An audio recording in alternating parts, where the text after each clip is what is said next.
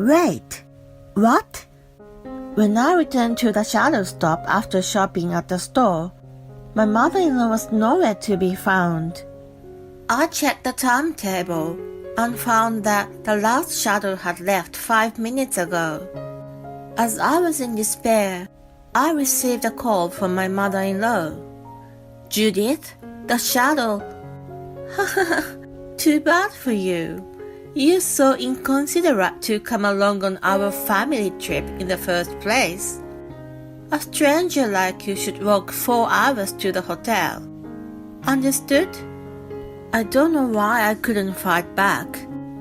I was just so shocked by the fact she hated me so much.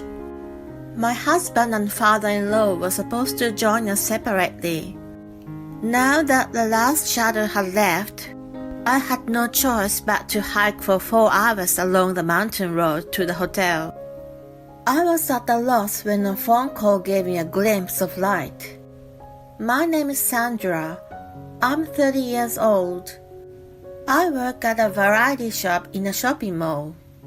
My husband Calvin and I have been married for almost a year. Since we had dated for 3 years and had lived together for 1 year before our marriage, it has been an ordinary couple's life with no major changes. My work has been going well, and I've been promoted to manager since the beginning of this year. The number of regular customers has increased, and some of them even come to the store specifically to chat with me. From the outside, one might say that my life is smooth sailing. However, I have one headache. It's the relationship with my mother-in-law Judith. She's been horrible from the first time I met her. When I visited my in-laws upon our engagement, she looked at me and said, "You can't be the fiancé, are you kidding me?" Her outrageous comment left my father-in-law and Kevin with their mouths hanging open.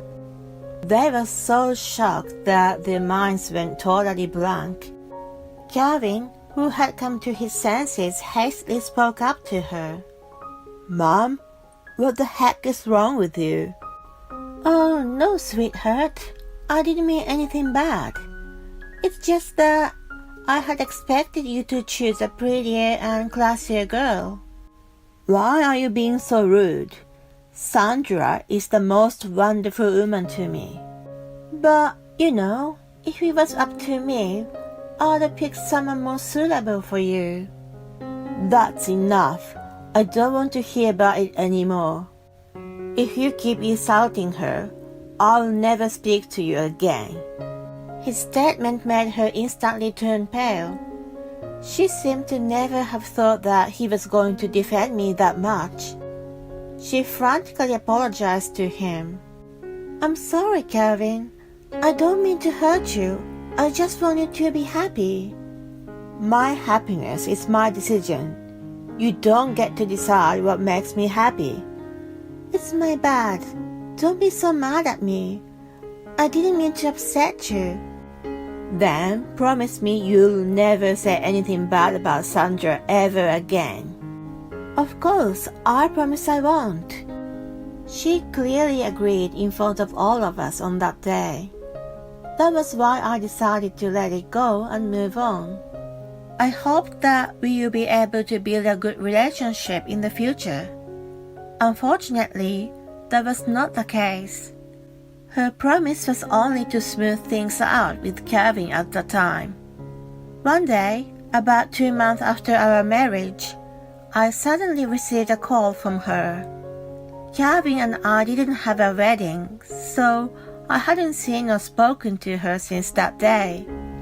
I hoped she wouldn't say anything strange again, and anxiously answered the phone. "Yes, hello?" Immediately she let out a loud sigh and accused me of something. "Sandra, I hear you've been carried away." "Excuse me?" "Kevin told me you're forcing him to do the housework for whatever reason." "I don't mean to impose on him." "Maybe not. He also defended you and said You both work, so you share the housework. But you know what? Housework is supposed to be a woman's responsibility.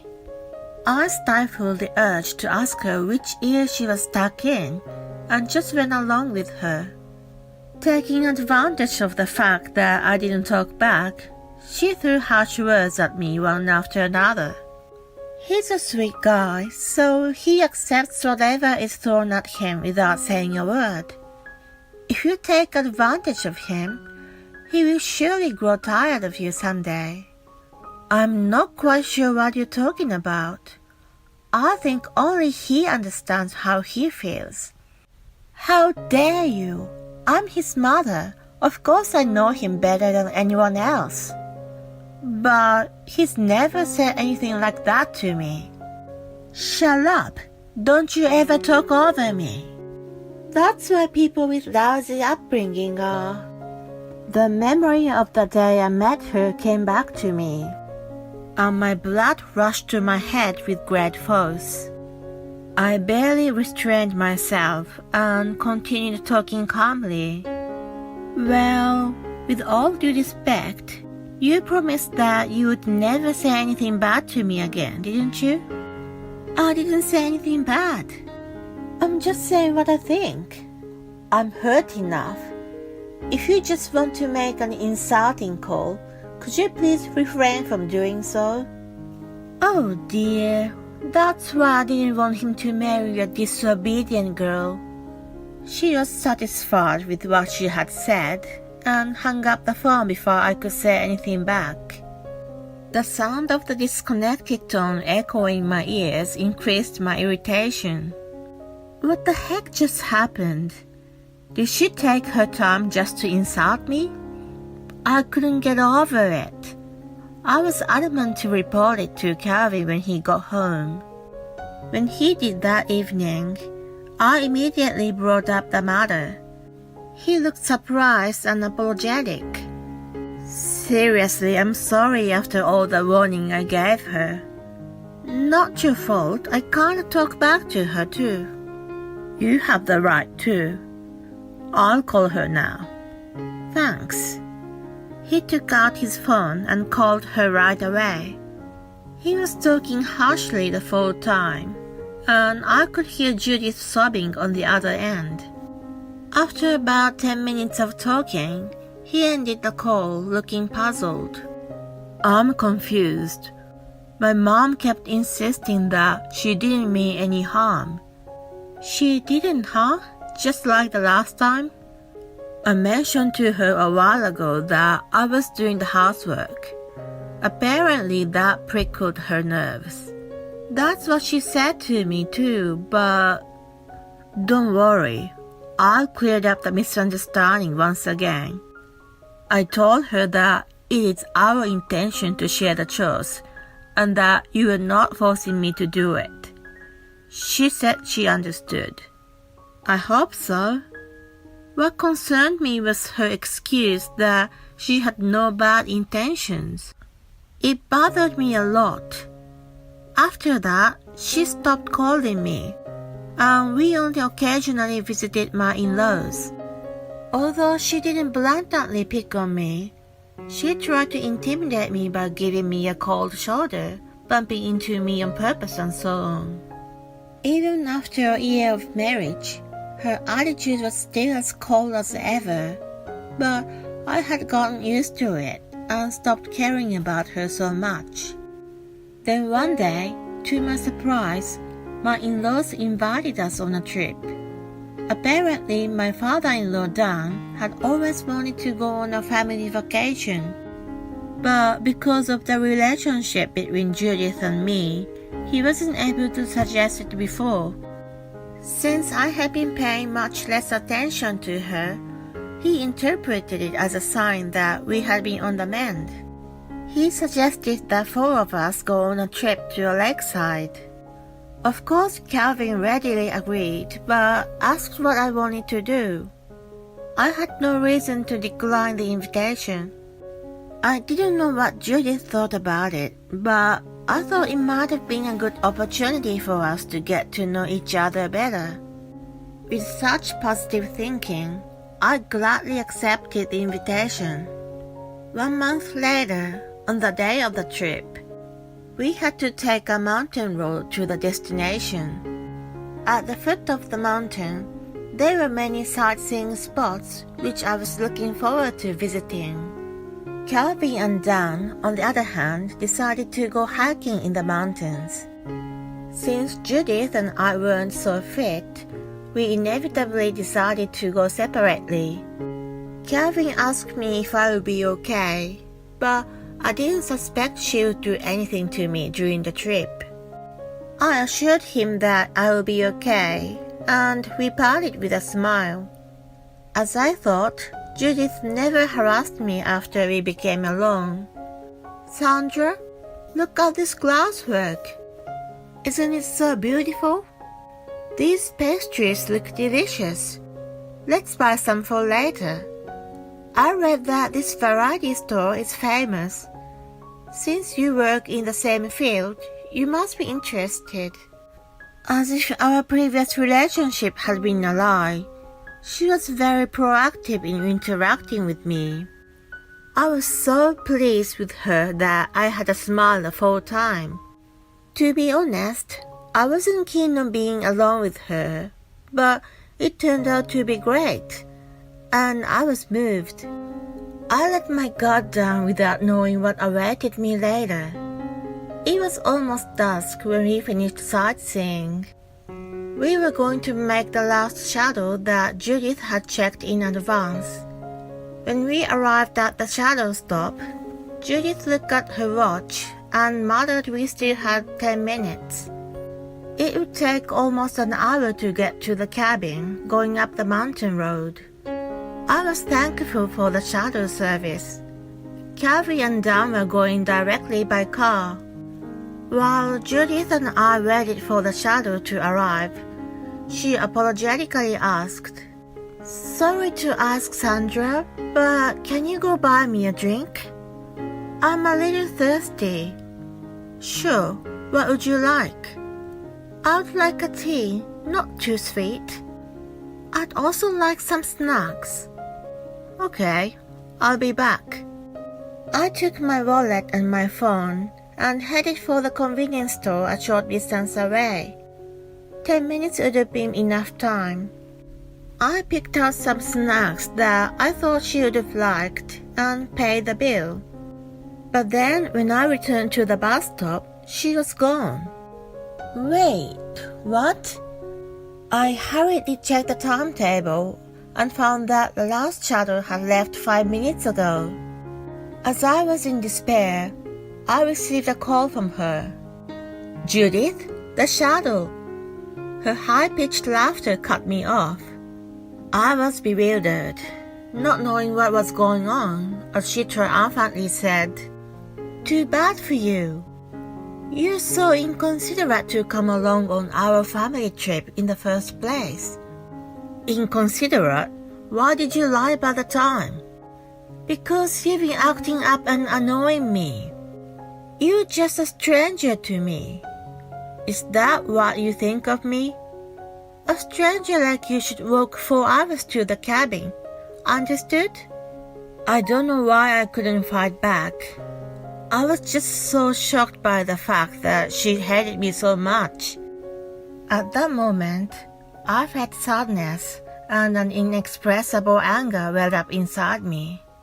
How dare she? What did I do to deserve this? Fine, I'll make it to the cabin by foot. I started to walk along the mountain path with determination.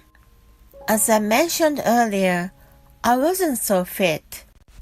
I'm not good at running, let alone hiking. It was extremely difficult to walk uphill for 4 hours. About an hour into the walk, my knees started to buckle. Just when I was about to give up, I received a call from Calvin. "Hey, hon, Dad and I finished hiking early. If you haven't arrived at the cabin yet, we'll pick you up. Or are you already there?" I tried calling Mom, but she didn't pick up. I left her a message. Help me. Honey? Help me, please come and get me. I found myself in tears and screaming. The sun had already set, and there was only the mountain road ahead of me. My mental state had already reached its limit. I told him that Judith had left me at the shadow stop, and that I was on my way on foot alone. He said he was coming right away and hung up. My phone rang again right after, and it was from Judith. I dared not answer it, but it rang incessantly. She must have read the message from Calvin that he was picking me up and called me in a hurry. She must have freaked out. I kept ignoring her calls and waited for Calvin to pick me up. Half an hour later, I was inside a car with him and Dan. I was so relieved and tears started rolling down again. Dan was already informed of what had happened and apologized to me with a bothered look. I'm so sorry, Sandra. Judith has gone way over the line. It's okay now. Thank you so much for picking me up. You must have been scared alone in the dark. Here, take this. He handed me a cup of hot tea. Thank you. It filled me with warmth. The sadness I had felt earlier was gone, and only anger toward Judith remained. When we arrived at the cabin, she came running up to me, clutching her phone. Oh, Sandra, thank God you're okay. You're safe. What? I didn't think you would miss the bus. I went ahead, but I was going to ask Calvin to pick you up. Apparently, she wanted to treat the incident as an accident, not intentional. I missed the bus by chance. That was what she was going for. Unfortunately for her, I had already told the others everything. She told me a false time and made me go to the store at the right moment.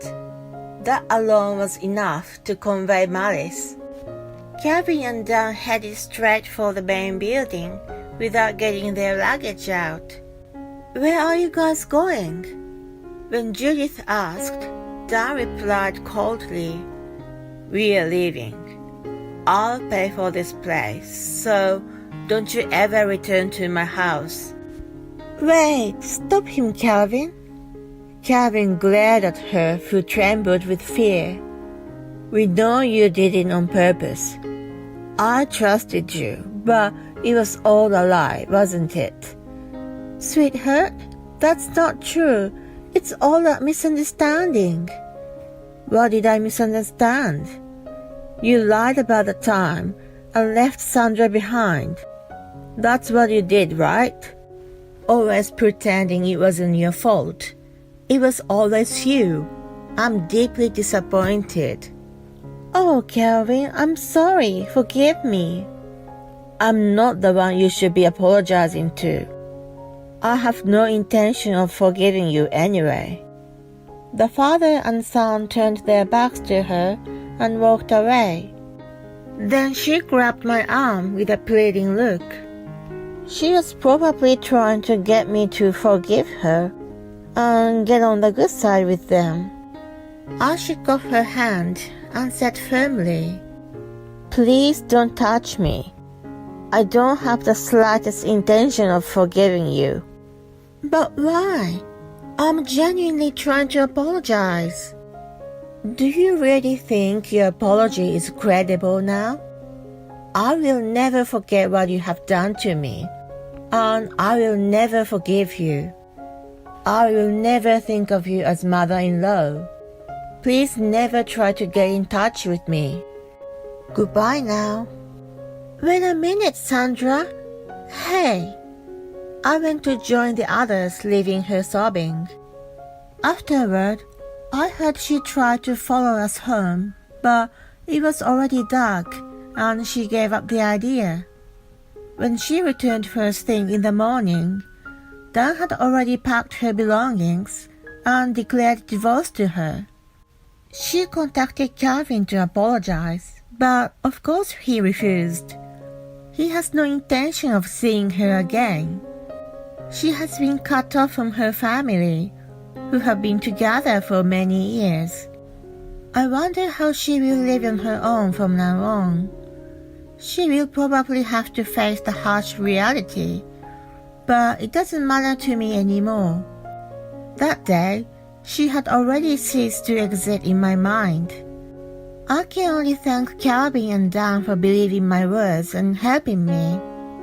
From now on, I am going to build an even better relationship with my real, trustworthy family.